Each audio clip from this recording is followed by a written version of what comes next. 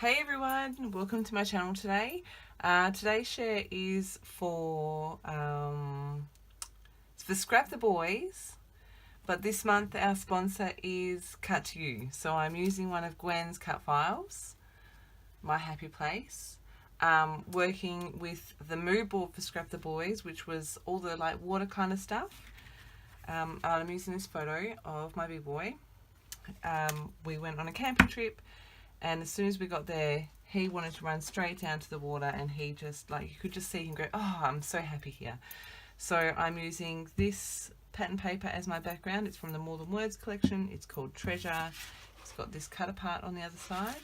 Now I'm using this because I do have another one of these for the cut apart, so I'm all good. And I've also got the 6x6 paper pad. I'm going to back the my and the place with some of these papers. And then I'm going to hand stitch the happy. So I'm not going to make you watch the whole process because that would quite frankly be boring. So I'll pop you on fast forward and I hope you enjoy. Okay, so I am back and I am starting by backing that cut file. I was originally going to do multiples of each pattern paper, and then I decided that I was going to use one pattern paper for each letter. And so I was just pulling out the last pattern paper that I wanted to use, and you can see I'm just using the offcuts from that cut file, so the inside bits, to trace around the letter on the back of my pattern paper and trim around it. I'm tracing on the back of my pattern paper so I don't have to erase any lines, any pencil lines, which just makes it really quick and easy. And I do this the hard way to start with, so I'm sticking my cut file onto my bit of paper. It's way easier if you stick your paper onto the back of your cut file. So I've gone off camera and finished all that. I have also, I thought I recorded my process, but I haven't. It was nowhere to be found. You can see I'm just showing you all those Shimmers products that I use to add lots of different blue splatters to my background. I've done the hand stitching, my cut file is all backed. And I've also added some dimension to the back of that cut file because I knew I was going to have it sitting on top of my photo. I'm going to add some layers behind my photo. I can't decide if it's a good thing or not, but 6x6 pattern papers, I absolutely love them. I don't often scrap with 4x6 photos, which is what I'm using today, but the problem with 6x6 paper pads is they don't fit completely around a 4x6 photo. So it does make you get a bit more creative, which I really do like. So that's one of the definite bonuses of it. You get the smaller print of the pattern as well, which I really love. And I do love that it makes me think outside the box a little bit. But sometimes when I just want to just stick paper to paper, something that I can mat around my whole photo is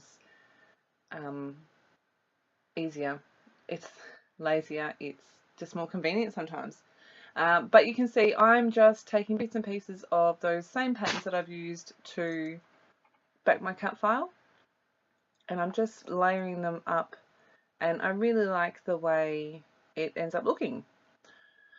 I did say that I was inspired by the blues in the mood board, which I absolutely was, but I wanted to bring in that pop of the pink and that apricot-ish colour as well. So you can see I've got a couple of layers behind my photo with, using those colours. I also said at the beginning of my video, and I didn't realise until after I made this page, that I got my Cocoa Vanilla Studio collections mixed up, and I don't have one of these cut apart sheets. So I'm all sad now I don't have the cut apart to cut apart.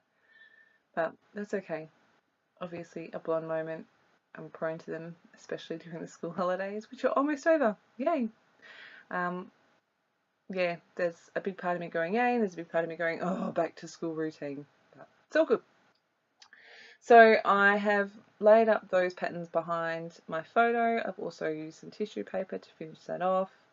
I am going to stick my photo directly to my background from here. I'm not going to add any dimension to it because my cut file has got dimension on it. I'm just contemplating that and decide to stick it down.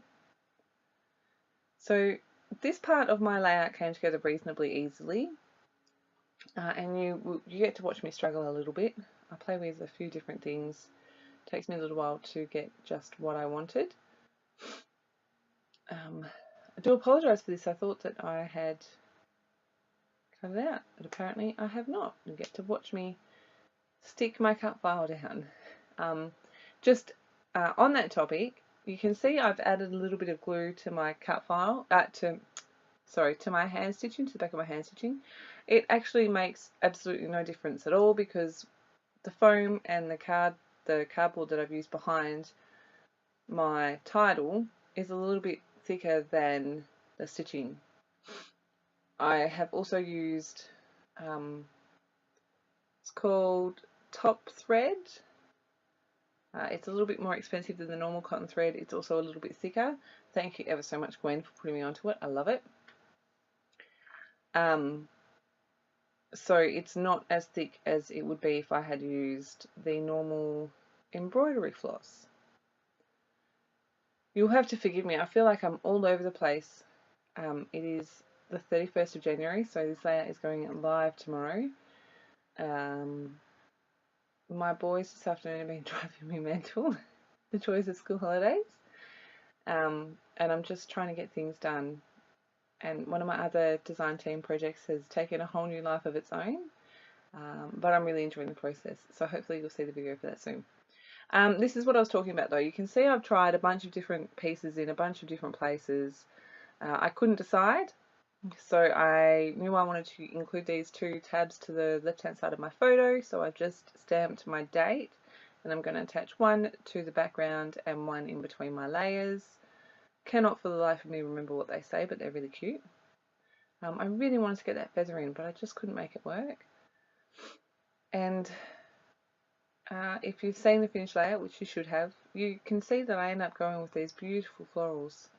I end up not being able to resist them. They are absolutely stunning. I did want to stick with the colours in the mood board, but the florals just got the better of me, so on they went. You can see that I'm just layering them all up. That label, I think that's the last time I tried to get it on. If you've been paying attention, you will be probably yelling at your screen going, oh my god, just give it up. I like it, it's cute.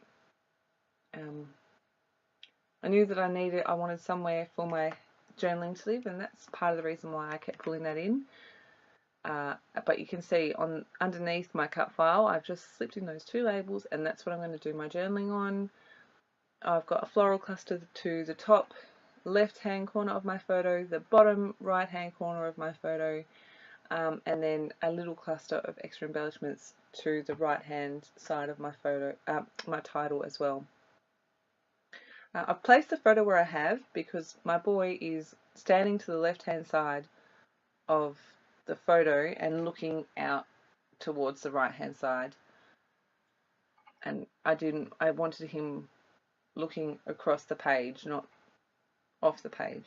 I'm sure you've heard that a million times. Apparently I'm in a use my enamel dots stage, so you can see I am sticking some of those down.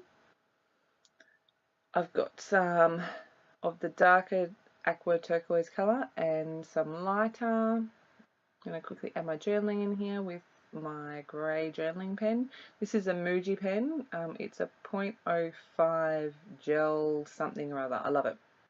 And here is my finished page. I did off camera do stitching in 3 places.